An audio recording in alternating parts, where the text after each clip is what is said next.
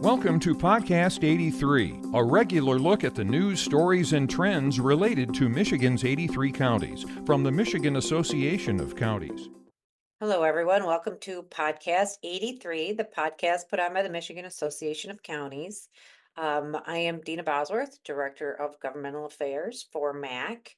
Unfortunately, Steve Curry, our Executive Director, had a prior engagement and could not be here to talk to you today. But with me, I have Madeline Fata and Sam Gibson, and we're here to talk about fiscal year 25 budget. That's what we're going to cover for you today. So late into very early morning of Thursday, September 27th, the House and the Senate finally came to an agreement on appropriations for the fiscal year 25 budget and passed them out. I want to say somewhere around 4:30, and then again the House I think did it around 5:15, 5:30 this morning. Finally got the budget passed prior to their July 1st deadline, which is awesome. So now here we're going to talk a little bit about some of the highlights, but don't forget our Friday legislative update is going to have more details on a lot of these line items that we're going to talk about today and additional line items. Next week, we'll talk to you a little more about sort of the budget implementation process. So I'm going to start off with revenue sharing. As all of you know, county revenue sharing has been a huge priority for us this year. We've been trying to get the revenue sharing trust fund model adopted. And the House budget and the Senate budget, when they were working on it, both adopted that trust fund model, which is a percentage of the state sales tax put into a trust fund. And then allow, as far as the state sales tax grows, it would grow and it would go into the trust fund. That's where our revenue sharing would come from. Unfortunately, they were unable to accomplish that once they got into negotiations and in conference committee. It is not my belief that they didn't do it because they didn't want to. I think that there were some complications with how you administer it and how it would work. What they did do was allocate an additional $30 million to county statutory revenue sharing in this budget, but they changed it up a little bit based on the Senate recommendation. So how it will work is every county in the state is going to get what they got in fiscal year 24. That was 261, almost $262 million allocated this current budget year. And for next year, they're adding another 30 million, so up to 291. But that 30 million is going to be distributed differently than traditional statutory revenue sharing payments. Those payments are going to go out to counties based on a different formula that has to do with an inverse relationship to the taxable value of your county as compared to the rest of the state.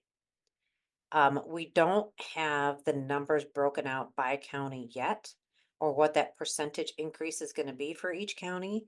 But as soon as the Department of Treasury puts that together, we will make sure that all of you have it so you know what to anticipate. Also, the good news on that is that they got rid of that county incentive program. That was a program where you had to file reports with the Michigan Department of Treasury every single year to get 20% of your revenue sharing payment. Luckily, they got rid of that extra administrative burden step. And so all county revenue sharing is going to go out automatically and not have to file reports and wait for that to come in. I'm going to say, I'm pleased.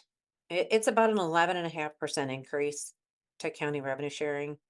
The only strings attached are if you're in an unfunded status for your pension program, you've got to allocate some of that money, half of that money of your increase to those pension obligations. I don't think we have anybody in that position at this point in time. So overall, a very healthy increase. It's not one-time monies supplementing it. It is ongoing the way that it's written. And I do believe that we're going to tackle the policy bills and the trust fund come this fall. Work on it over the summer and over the fall. So that's sort of the big headline on it. But there are many, many, many other line items in the budget. And so, Sam, I'm going to turn it over to you and you talk about some of the other kind of good news, not so good news that ended up in that budget. Yeah, thank you, Dina. Well, I'll start off with some good news. The county jail reimbursement program received a rate increase to the daily per diem. So those county jails that house certain MDOC offenders, you'll see that $5 rate increase in your per diem. There is also some additional funding going out to prosecutors' offices.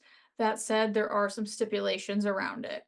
So the allotment is for $17 million. The distribution will go to 15 counties with the highest rates of violent crime per 1,000 residents. So at this time, I do not have what that list of 15 counties is. I'm sure we'll have that very soon here. But again, we've talked about on this podcast at length the prosecutor shortage in every county, the overwhelming caseload per assistant prosecuting attorney. And so the intent of this 17 million, while only going to 15 counties, is to alleviate that high caseload per assistant prosecutor. Yeah, Now, didn't Sam, they were talking about those for so long because once they did the Indigent Defense Commission and increased the staffing and the funding for that, I think it put, a huge additional workload on county prosecutors. So that's awesome that they did that. yeah, I mean, there's many reasons that have led to the prosecutor shortage, the indirect impacts of MIDC, that, they're kind of taking assistant prosecuting attorneys away from the prosecutor's office. They're more incentivized to go to MIDC, higher, rates of pay. There's hourly wages there. The incentive to be in the prosecutor's office from a salary perspective isn't as great as private sector or what MIDC has to offer. And that's true for, all aspects of public service in today's day and age. So hopefully this 17 million will alleviate that shortage moving forward. Yeah, well, I think one thing to note though is that the counties that are going to receive these funds have to maintain the level of funding that they maintained for the prosecutor's office in fiscal year 24. They can't supplant that money, right? Correct. Yeah. Thank you for mentioning that. And the 15 counties that will receive this funding, it will be $7.50 times the population of your county. That will determine how much of that 17 million you'll end up getting. Yeah, so still lots of numbers we got to figure out. And I'll just throw this in there. They also did the public safety trust fund model that we've been talking about.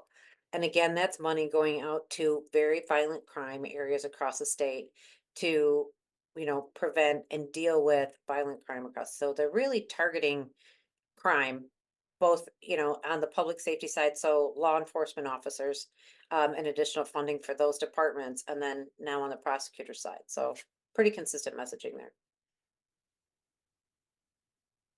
Well, in addition to prosecutors and jail per diem rates, we've discussed at length the Medicaid inmate exclusion policy efforts to reform that at the state level here in Michigan.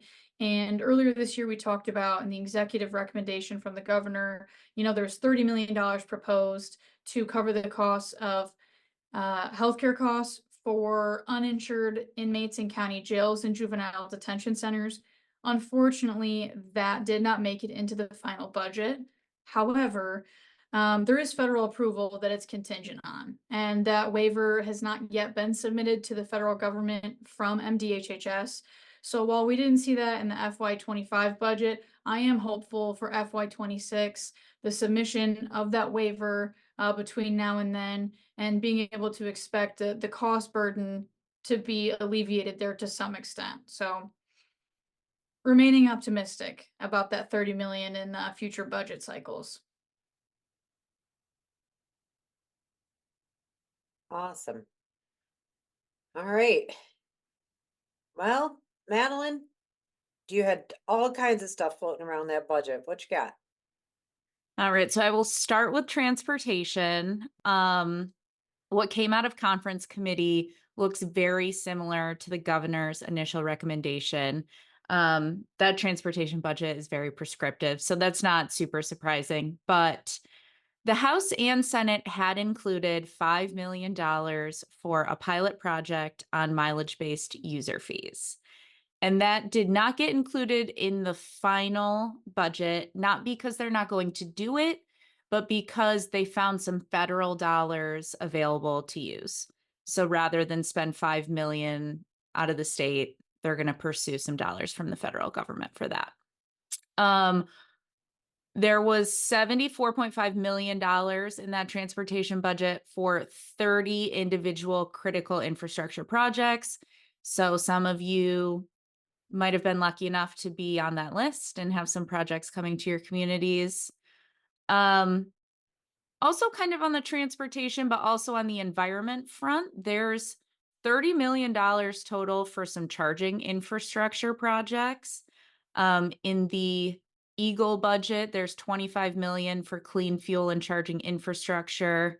40% of that money, though, has to go to communities impacted by environmental injustice.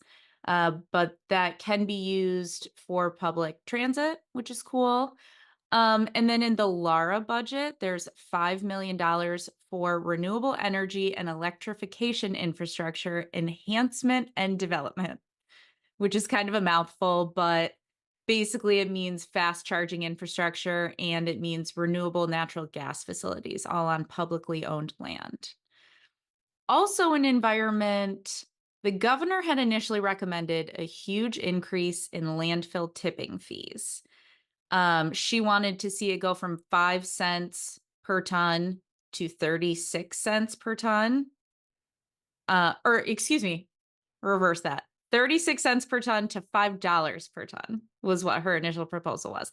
And that was going to generate $80 million that she wanted to use for brownfield redevelopment and polluted site cleanup.